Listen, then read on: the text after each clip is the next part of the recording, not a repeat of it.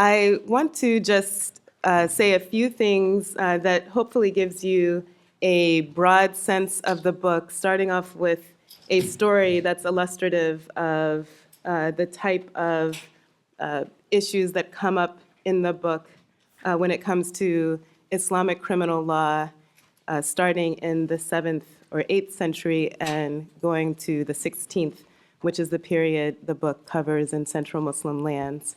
And then I'd like to say a little bit about how that story relates to the jurisprudence of doubt in this period of Islamic legal history, and then finally end with a word about how that might translate into modern questions and concerns about the reassertion of Islamic law, and in particular, Islamic criminal law, for which there are 12 and now 13, I should say, states or countries that now have reinstituted codes of Islamic criminal law in the past few decades. So to start off with the story, this is a story that purportedly dates back to the very earliest period of Islamic history, sometime in the 7th century, Medina, which is in modern-day Saudi Arabia. And the story goes like this. There was a man who was caught in the ruins of the Medina town, and so there was a patrol, an early type of patrol that was out, like a police force, out patrolling, and they come across this man in the ruins, and he's standing over a dead body with blood on the ground and a blood-stained knife in his hands. And so they obviously think that he killed the man, so they arrest him.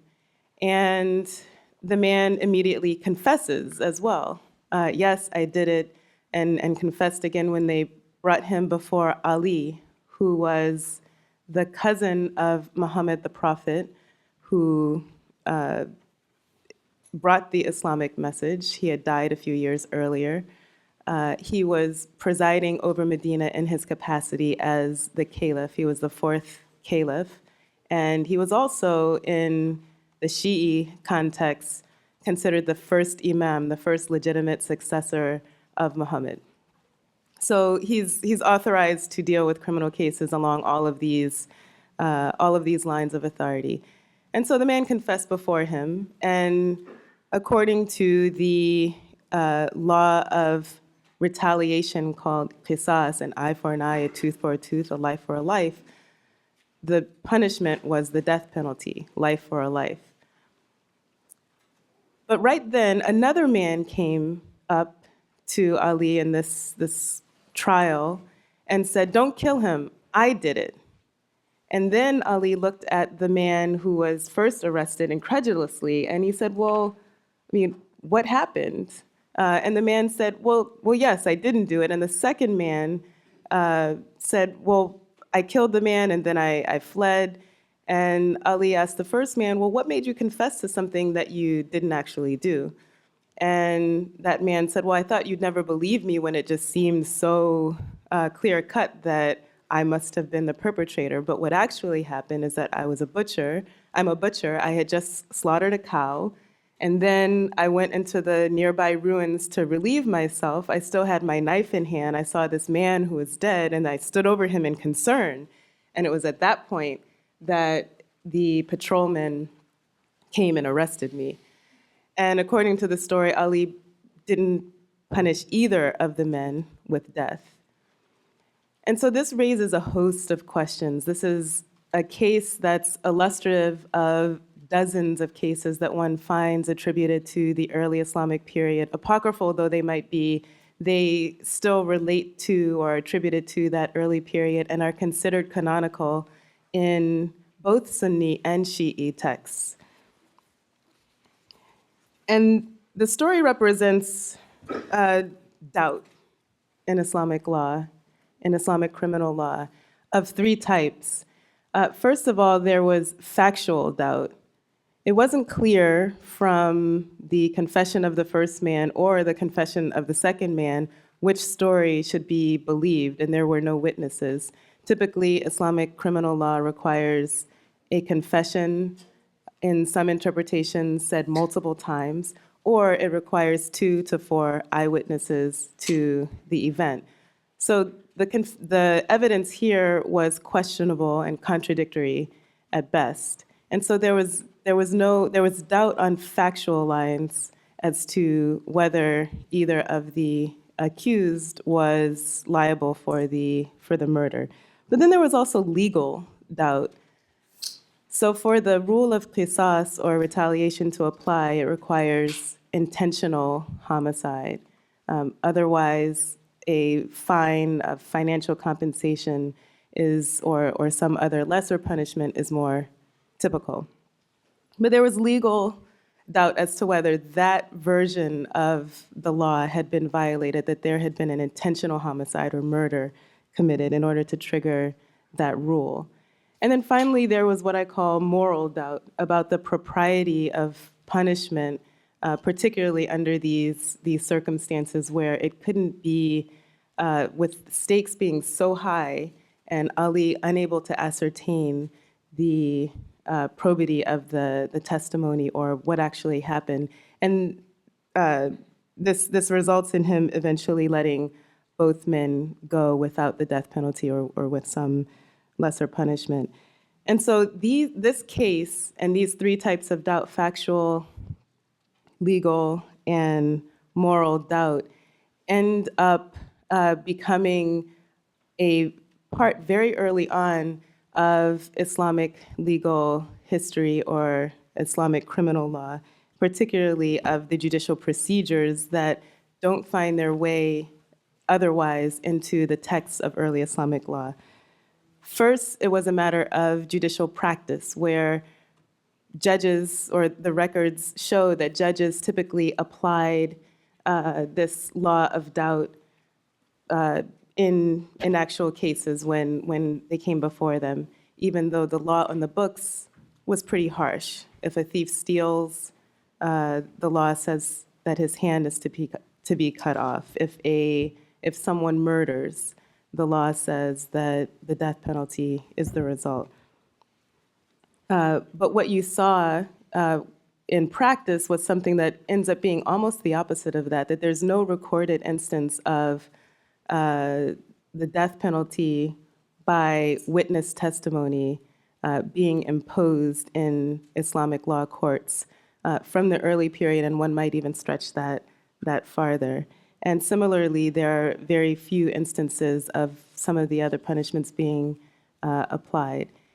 And that has to do with this prevalent judicial practice that recognized doubt, that any doubt that came along the lines of factual, legal, or moral doubt was to cause a judge to stay the had punishment, the fixed punishment specified by the text in Islamic law, and perhaps to apply some lesser punishment or no punishment at all. So in this way, the rule of doubt became a legal canon, and it was expressed as a phrase: whenever there is doubt, don't impose the punishment, or avoid criminal punishments in cases of doubt. This legal canon, which was a matter of general judicial practice, judicial procedure, then became a text around the 4th century after Muhammad's advent, so the 10th or 11th century of the Common Era. And Muslim jurists started to say that it wasn't just a matter of judicial practice. This was actually required as a matter of Islamic law, that it was so prevalent and it made so much sense as a complement to the harsh substantive rules that it must have been a prophetic directive directly. And so they actually claimed that it was a prophetic statement, a hadith: avoid criminal punishments in cases of doubt. Even though no one said that in the first 3 centuries, by the 4th century, everyone, pretty much every Muslim jurist, held that this canon, which was a matter of judicial practice, was also a prophetic directive. And then finally, and so this is the text, what I call the textualization of doubt, that came after the canonization of doubt. And then finally, there was the generalization of doubt, where this rule came to define Islamic criminal law itself to the point that each definition of a particular crime, like murder, like theft, would have as an element of the definition the absence of doubt. And so with the canonization, textualization, and generalization of doubt through a series of cases that we can see traced over the course of Islamic history, and through the jurisprudential discussions in the genre of legal maxims or canons of construction, historical literature, we find that it was doubt rather than certainty that pervaded Islamic law or Islamic criminal law. And I say that in doubt rather than certainty because I think the current perception is that Islamic criminal law is a very certain set of harsh crimes that must be punished. And I don't mean this as an outsider's view. I think it's a view in the Muslim world as well. And so now I want to just end by going to some discussions or some relevance that this history has for contemporary Islamic criminal law in Muslim countries. So like I said, there are 13 countries now that have Islamic criminal law, have instituted Islamic criminal law codes. And what they typically do is go to an early Islamic law manual that lists the crimes and punishments that were specified, say, in the first 3 centuries. And looking at that list, all they get is the list of crime and punishments. They don't get the list of procedure and of doubt that goes along with it, because remember, it wasn't until the 4th century, meaning the 10th or 11th century, that Muslim jurists began to talk about doubt as a prophetic directive. Prophetic directives were one of the 2 sources of Islamic law, one of the 2 main textual sources, the other being the Quran.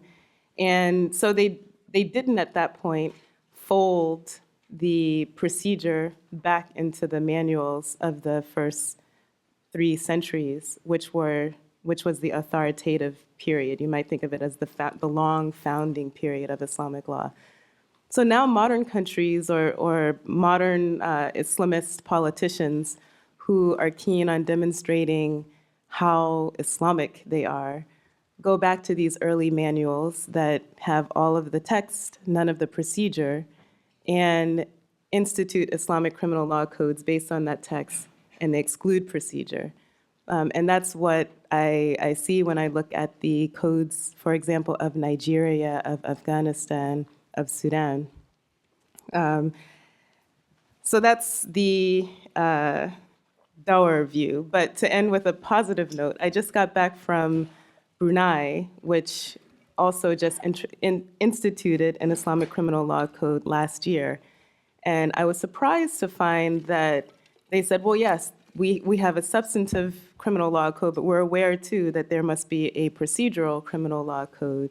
And they're currently working on instituting one that looks to and incorporates the law of doubt. And so they're very much aware, and this came out through many of our conversations, that this is a work in progress and perhaps mistakes will be made, and they're open to assessing how successful the implementation of this criminal law code is together with the criminal procedure code.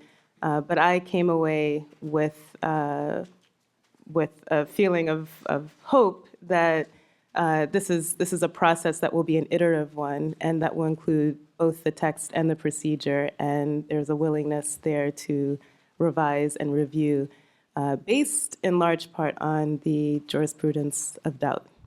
Thank you.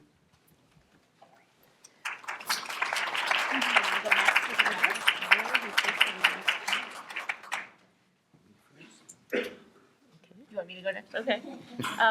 So let me just start by expressing my admiration for this book. I mean, those of you who haven't looked at it, it is incredibly impressive in its scope. It covers many different schools over a vast geographical area over many centuries. It's just really an astounding piece of research and work. It's most similar, I'm in part a classicist, and it's most similar to studies of Roman law and the Roman jurists. And one thing that folks who do that kind of scholarship tend to do is they either emphasize legal development through internal doctrinal development, or they focus on external sources like political, social, and economic factors in moving the law. And one of the things that I think is so impressive about this book is that Intisar weaves both together beautifully and really looks at and develops both the internal and external drivers of changes in law very well. Now, medieval law is very well outside my field, so I thought what I would do is just make a couple of very general comments and then have a series of questions for Intisar, all related to the idea of how this worked in practice as a kind of criminal justice system in a way. So in addition to the obvious contributions to our understanding of medieval Islamic law, I see at least two broader payoffs that extend well beyond the medieval period. So just to restate the obvious, in modern Western popular media, Islamic law is often portrayed as incapable of innovation and inflexible. And Intisar's book traces over and over again the innovation and change and flexibility of Islamic law over time. And I think it sort of offers some indirect support for those who see Islamic law's capacity for innovation and potential compatibility with democracy and modern liberal society. So that's one obvious modern payoff. I think the book also makes a contribution to what we think about discretion in criminal justice systems more generally. So there's a tendency to think about discretionary and more determinate systems of criminal law and punishment as kind of a pendulum that swings back and forth in history. So in the American context, we think of the 60s as sort of the heyday of discretionary systems. We're currently in a kind of determinate, non-discretionary moment in the criminal justice system with mandatory minimum sentences and so forth. And this idea of a tension between flexible discretionary systems and determinate systems of criminal law goes way back. You have the Qin and the Han dynasties in ancient China very explicitly arguing over this very question. Now, it's long been known that in practice, even in the most determinate systems, discretion will sneak its way in somewhere, right, through jury nullification or some other form. Those of you who are familiar with our own Bill Stuntz popularized this with the idea of the hydraulics of discretion in criminal justice systems. But I think what's different about Intisar's contribution to this is the idea that even systems that on the surface seem to be very determinate and non-discretionary will develop formal or informal principles of discretion. And you can see a similar development in the work of, actually, we just hired a medievalist, Elizabeth Kamali, who's going to join our faculty, who works on medieval English juries, and she sees a similar point. The idea is that medieval juries would acquit and nullify to avoid the death penalty. But it wasn't just that they were nullifying to avoid the death penalty. They actually were employing informal principles of mens rea in the application of discretion. So I think that really adds to our idea of discretion in criminal justice. Okay, so I just wanted to ask kind of a series of questions. There are three sort of clusters of questions about this from kind of a criminal justice point of view. And to tell you the truth, I didn't know anything about this when I read the book, and I was kind of shocked, because if you read the book, it's not just that our idea of Islamic law as very harsh penalties is overstated. It actually, what comes across is that it was a remarkably lenient system in this period, at least from my point of view. And so I kind of wondered how this all worked in practice as a sort of criminal justice system that's seeking to deter wrongdoers, and also as a moral system. So some of the examples of leniency that you see in the book are very familiar to us. Ideas of factual doubt, mens rea, voluntariness, that's all very familiar from a modern perspective. But there are also some other aspects. So there was a very high standard of proof in some cases. Sometimes you'd have 2 witnesses required, sometimes 4 witnesses required. And it really made me wonder, for murder and sex crimes, in some cases it might be pretty hard to come by that level of evidence. There was also this idea that you might not want to punish repeat offenders because taking multiple limbs would be a problem. So there's an idea that you actually don't punish repeat offenders, or there's a line of argument there. Also, the idea that particularly in capital cases, so meaning for the most serious crimes like murder, that's when you would be most likely to apply doubt and not exercise punishment. So I was just sort of wondering how this all worked on the ground. You know, not punishing sex crimes is one thing, but do we have a sense that theft and murder and other violence was a problem in the system? And if so, why not?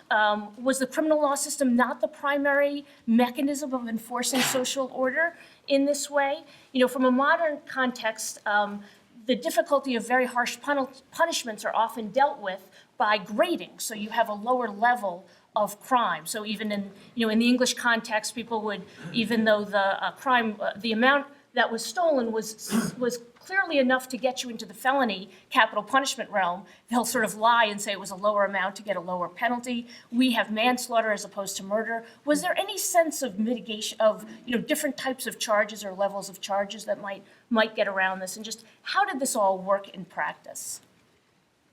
Great. Should I answer now and then go to you?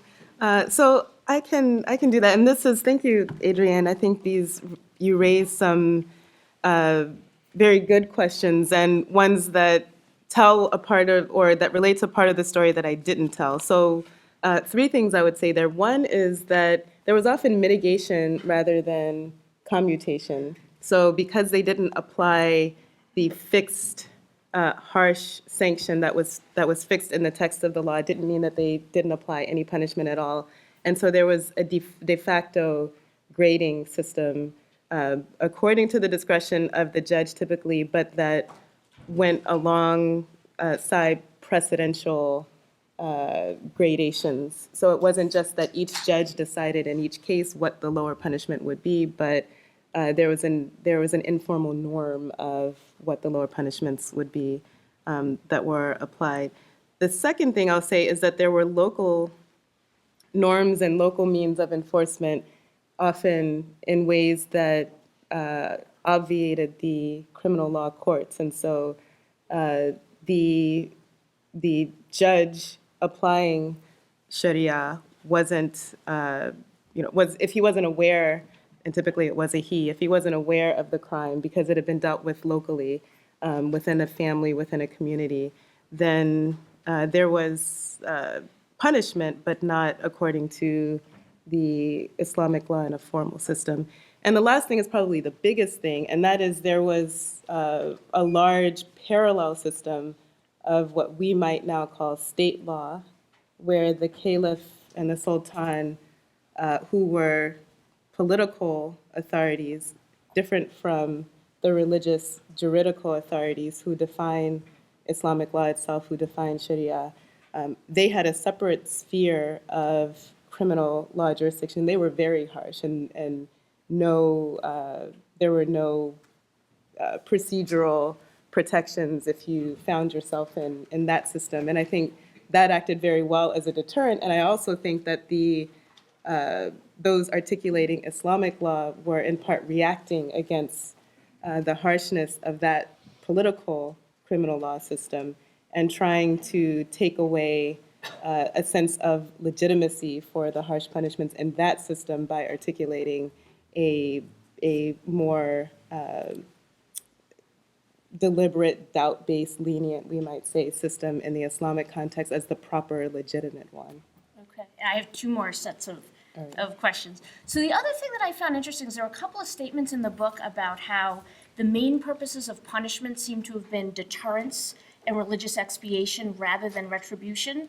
And so I know this wasn't your main project, but I was wondering how much they talk about that. Is there a lot of evidence of that? And how does that square with the eye for an eye stuff? I didn't quite understand how it all fit together. And related, I was struck by this idea of privacy. So they had an idea that for some less important crimes, you were encouraged to keep it private and to avoid bringing it up, because once it became public, then they would be forced to actually punish it, but they didn't actually want to punish it because of the harsh penalties. And I was just sort of interested how that was squared with an idea that these are, religious rules, and so, kind of encouraging secret law breaking somehow may have eroded legitimacy, and how they thought about it is, didn't you have to be punished for religious expiation, or just how did they sort of think about this idea? Yeah, so these are great questions too. So the The jurists in their discussions of the purposes for punishment did emphasize deterrence and spiritual or religious expiation, particularly for the hudud crimes or the fixed criminal laws, rather than qisas, this eye for an eye, tooth for a tooth set of crimes. And those were their discussions about what the purpose is and why they often insisted on some punishment, relating to your earlier question, rather than no punishment at all once they applied the rule of avoiding punishment in cases of doubt. And oftentimes the religious expiation discussions came in the context of confession. It was an encouragement to, while we don't want to know what you do in private, and we can't look behind a closed door. And there's a famous early anecdote too, where there were people in a house doing something that was against the law. Omar sort of looked through a peephole and saw this and wanted to prosecute them, and was told, and he was an early Islamic figure, a companion of the Prophet Muhammad, and he was one of the early caliphs, and he was told, you can't look behind a door at what people are doing, and if they're doing something that violates the law, that's between them and God, and the only way that we can prosecute them is if they bring that immorality into the public, such that they sully what we might call public morality, or the sacredness of the values of preserving property, preserving life. There are 5 values that early jurists articulated as sacrosanct in the public sphere. So long as those were preserved in the public sphere, fine.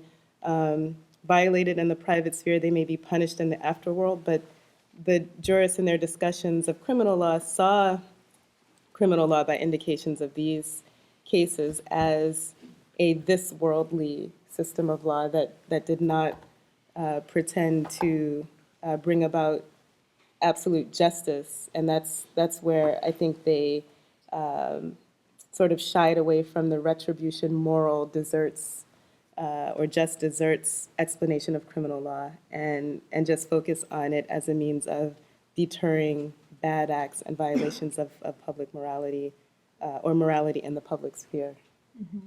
And my final question was just about who the prosecutors were in these cases, because you often you describe the cases, or the text describe the cases, but it's not always clear who is prosecuting, and it seems like sometimes it's the victim, and sometimes it's a witness, and sometimes it's some sort of rule-making authority.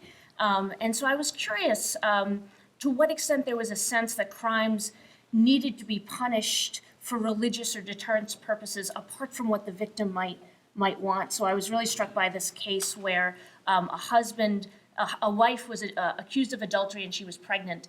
And then the husband decides once the baby's born to adopt the kid as his own son. And so then there's no crime and there's no need to actually punish, which is really interesting to me that the victim in some sense can have that role. There's another case of a victim of a theft, at least some interpretations that a victim of a theft is able to, after he learns that the punishment will be very large against the thief, he decides to say, oh no, I'm going to give the cloak to the thief to avoid punishment. So the victim has that power of avoiding the punishment. And I guess I was just sort of, kind of interested into what extent was there a sense that it was really a private system that victims could decide about, or was there a state interest in this? And related to that, just how many of these cases and maybe we don't know percentages, how often was the prosecutor a victim as opposed to a state authority? And it strikes me as really important because part of the story here is about jurists carving out their own authority in opposition to the rulemaking authority. And so it seems like it's a really different valence if most of the time they're exercising doubt and not punishing against a victim complainant as opposed to against a state prosecutor of some kind. So I was just curious about that. So great. So the The prosecutor, there's actually more work that needs to be done on figuring out exactly who the prosecutor was in each of the cases and how many cases there were. So the sources that we have for early Islamic history are not the type of nice, clean, records of cases that we might like in order to say anything about percentages or anything definitive at this point, at least, about who was a prosecutor as a state authority versus a victim in each case. Although that's something that I think we can glean we can glean more from the historical sources to say something about, and I hope to do that in a future project. But it is, we do know that there were patrolmen, like the type in the story the case that I opened with, that acted as prosecutors. Sometimes, as you mentioned, the victim acted as a prosecutor. Something was stolen from me, I'm going to drag you before the court. And sometimes it was, there might have been what we might call judicial notice, a dead body found in a town, and the judge, who sometimes wore the hat of or was also formally in charge of the police force or wore the hat of a prosecutor, would also take notice and try to figure out either who did it or invoke a rule whereby the entire town would be held responsible unless they swore an oath that they had nothing to do with killing this person, in which case they would have to pay some sort of financial compensation for the death. But I think there's a lot more work to be done there, and there was, so far as we can tell, more of a role for the victims than we see typically in American criminal justice, for example.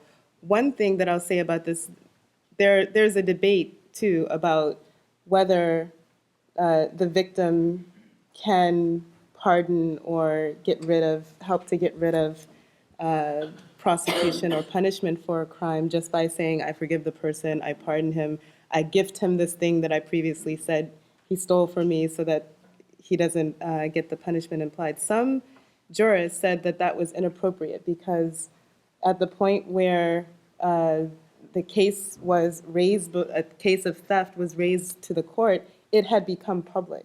And once something was public, it needed to carry through to the end. So there was dispute even amongst the Muslim jurists, and they categorized crimes in two buckets. Ones that were public laws for which there could be no victim forgiveness, pardon, or invocation of doubt raised on the part of the victim, and those were called hukuk Allah, the public crimes.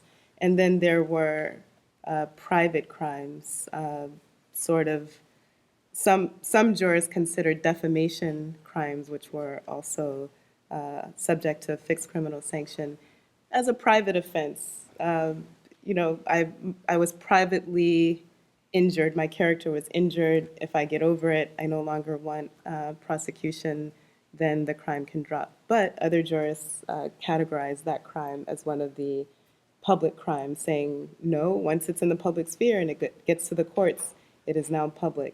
So there was a tension even amongst Muslim jurists, and it often fell down along the various or the multiple schools of interpretation. Well, first of all, I want to say that this is, I'm sorry, can you hear me? This is really a model study, and in other fields of law, they may have books like this, but it's a great rarity and a true gem in the field of Islamic legal studies. I'm a social historian, and I feel this is a book that strongly responds to historical context. That doesn't mean that the author is concerned in all cases with the absolute truth of the case. I like a lot of the terminology in the book, and I like the word landmark cases, because we have these early cases which it's really ridiculous to ask, as some Orientalists have, are they true stories or not true stories? The important point is that they are archetypal stories, and they rang true enough to the people who repeated them that they had verisimilitude. They seemed like stories that could be true and therefore exemplary for later generations. Another aspect of I won't go on about the terminology, but such things as pragmatic scripturalism, which is a term used, I think, is a wonderful contribution to our field of study, of Islamic studies in general. The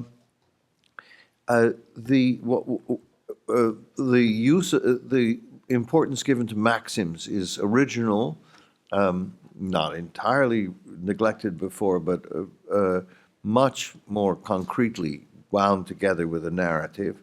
Legal maxims, people have begun to examine them because they were a way to evoke the spirit of the law. But now we see that they actually performed a function inside the determination of the law.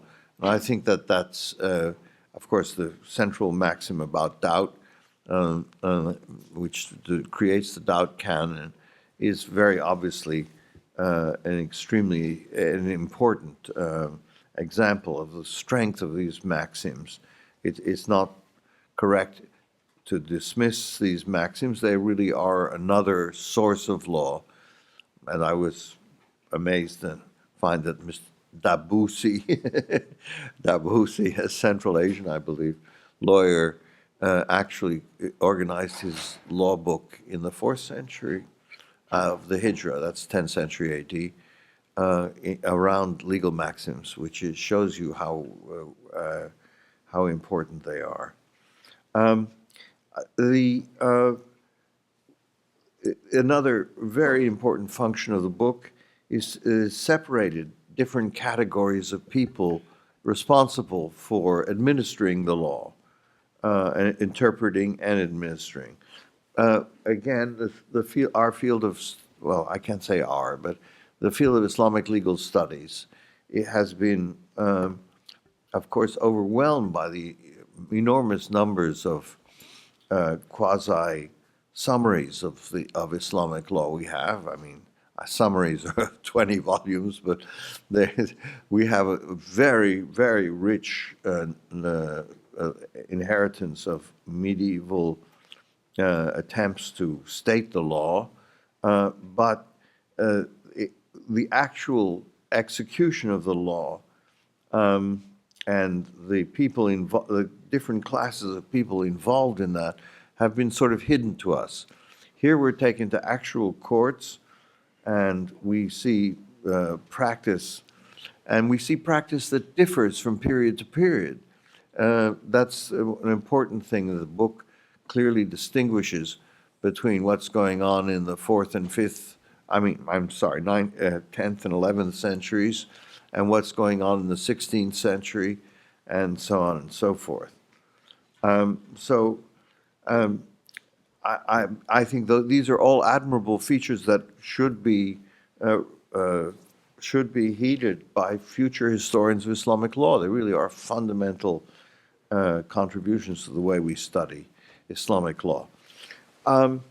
Many questions arise, and many need not be answered in the book. In the treatment of the mental state of the jurist, Islamic jurisprudence deals with a different word for doubt, shak, and it deals with the word supposition and degrees of certainty. Now that has to do with determining the law. It does not have to do with, but it's interesting that a different terminology is used here. I'm not quite sure. I'm not quite sure why, although I mean I could guess, but I can't really answer. We have a change over time, which Professor Rabb traces from the use of had punishment as more or less either or to a thing that becomes like ta'zir punishment, which is discretionary punishment. I think this is very exciting. I think it's one of the original contributions of the book, although I don't know the literature as well as Professor Rabb. I'm wondering if this can apply to areas less discussed in the book, like fraud and apostasy. Apostasy is an interesting question because we have to some extent the Abbasid rulers, say in the 8th century, some people like Al-Mahdi who wanted to persecute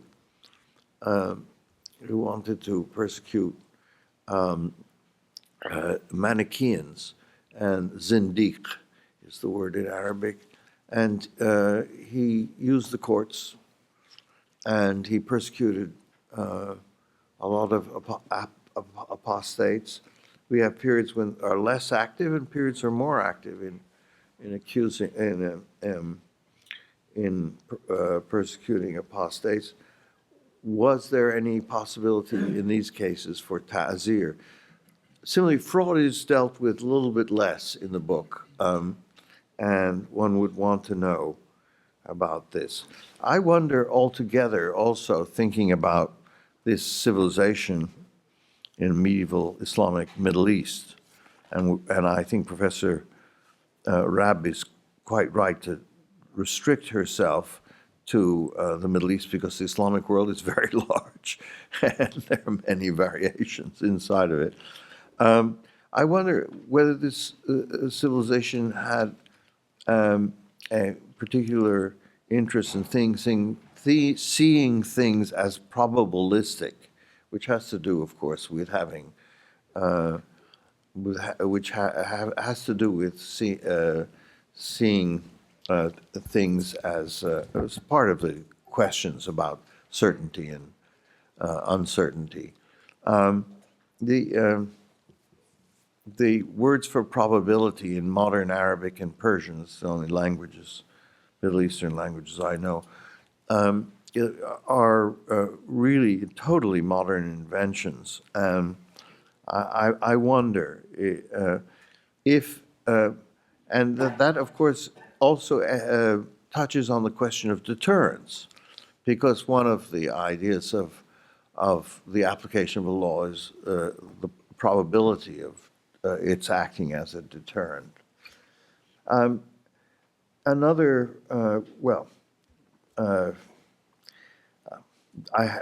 have a few more questions, but they're insignificant. That's enough. Thank you. Thank you. Thank you very much for these thoughts and questions.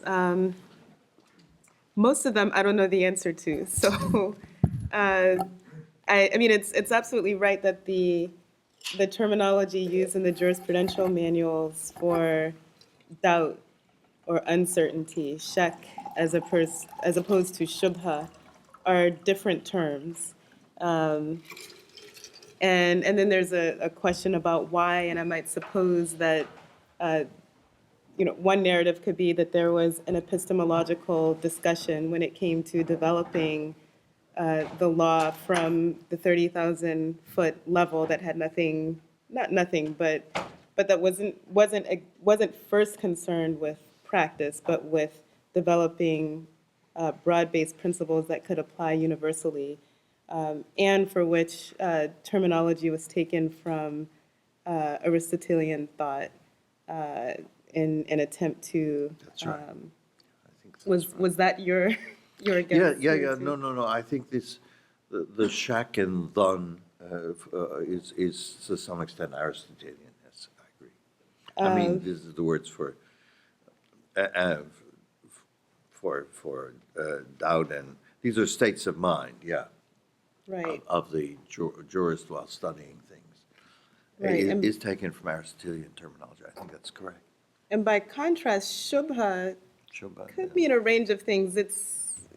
Yes, one thing that it could mean is uncertainty about what the law actually means in the mind of a jurist. But more than that, it had to do with some sort of confusion or having one thing appear as another. That's ambiguity, what yeah. ambiguity, that's what the shubha actually means. Yeah. And so it's more Yeah, I agree. potential offender regarding a term that comes very much from the bottom up, whereas the other was top down. The second question about the change from had punishments to tazir and whether this can apply to areas like fraud and apostasy that I don't really discuss in the book. And it's something that I should look into further. Fraud certainly comes up in the discussions as something that is not exactly, the legal definition doesn't exactly fit within the realm of theft, even though it's a crime. And so there's certainly evidence that jurists articulated punishments that were due for fraud that weren't the fixed criminal punishments due for theft, but a tazir discretionary punishment nonetheless, again, along normative lines. So not just whatever a judge determined, but there were rules and ranges for these types of punishments.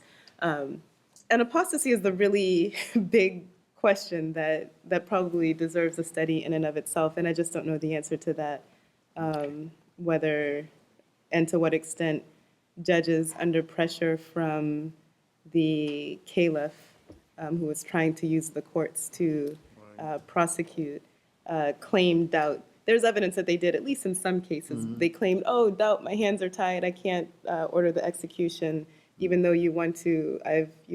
Through my interpretation, I've found shubha. But whether they universally did so or not is something that I should definitely look into more.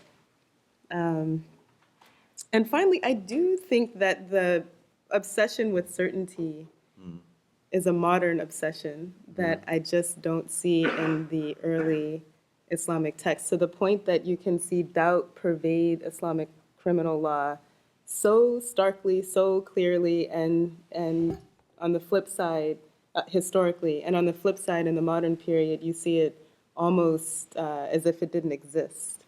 So the story that I'm telling you about doubt in Islamic law is not one that's easily recognized by Muslim jurists, although, or politicians who are wanting to implement Islamic criminal law codes, although when you show them the sources from which you derive these concepts, they're very much mainstream, known sources. And so that leads me to think that sort of the uber textualism and emphasis on certainty is a thoroughly modern accident or invention or obsession.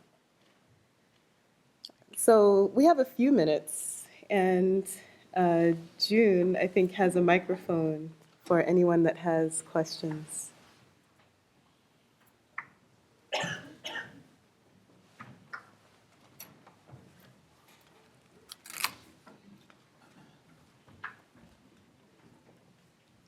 Intisar, I wanted to just ask you about something that you said in response to Professor Lanni's question, where she was saying that, as you're categorizing, that it's a system full of doubt, which is, in fact, in modern terms, fairly lenient, but you said it's operating under where the caliph, or the ruler has a lot of discretion. And so under a very harsh system of punishment, you could be, in the regular day-to-day sort of functioning of society, be more lenient. So I'm saying it's operating against that system. So imagine two parallel systems, and the caliph system does not have absolute control over the jurists who are articulating Sharia or Islamic law, but has madhalim courts where he and his deputies have absolute discretion, and then you have this parallel jurisdiction of the Sharia courts. And that makes sense to me. But what I'm wondering is, could a system with this much doubt and leniency, for instance, function without a very harsh system as you're defining it, right? So if it operates under the shadow of this, then do you need that? And in the modern era, because countries must abide by all kinds of international conventions, etc., that system basically is not a functional reality. So then how do you function this kind of system? So it's interesting. It might be the difference between, or the parallel might be national security law and a Sharia system based on doubt. But I say that jokingly, but that is in fact what those who I talked to in Brunei imagined, that there would be this, they would continue the British system that they inherited from the 1860 criminal law code, and which continued in Brunei all the way up until 1982 or 84 when they got independence from the British. And since then, they've been trying to gradually institute Sharia-based laws, but not wishing to throw out the British system and the additional international law, national security recommendations for counterterrorism measures, et cetera, which end up being very harsh and sort of subsume any ordinary crime under its rubric on a claim that it's a threat to national security. But that's there, and then you have, then they want to have a more limited range of an Islamic law jurisdiction according to the Sultan, so he can say, well, I've done my duty, I've implemented Islamic law for the areas to which it applies, and where it doesn't apply, everyone will go to what they call the civil courts or the British law system. But it's an interesting question as to whether you need the one, or if you don't have the harsh system, if the nature of the Islamic legal interpretation changes so that it has more deterrent penalties alongside the doubt. There's a question here. Professor Rabb, the question that I had is because I know your research is limited in geographical space to the Middle East, but You're going to ask me about South Asia, huh? yeah.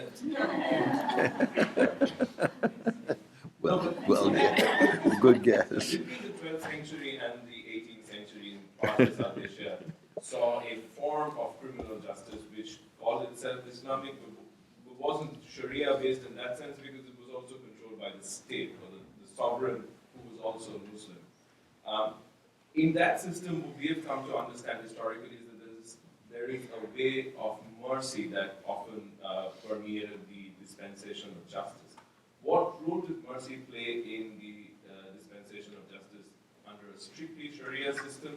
And was this the parallel of doubt? Could that be, euphemism for mercy, or are these two different concepts? As I think of, that's a great question, thank you. As I think of it in the modern context, and then I'll go back to your question, I think of them as different, although I know there are scholars that think of them as the same. One being within the criminal justice system itself.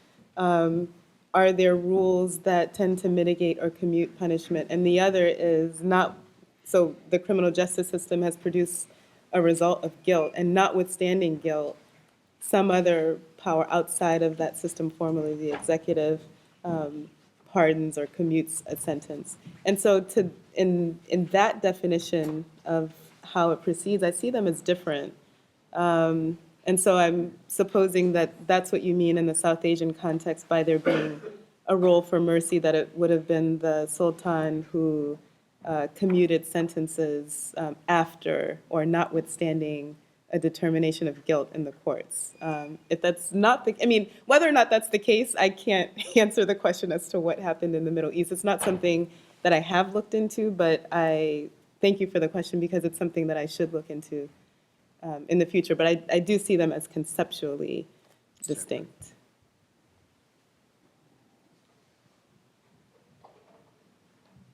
Thank you very much, Professor Rabb.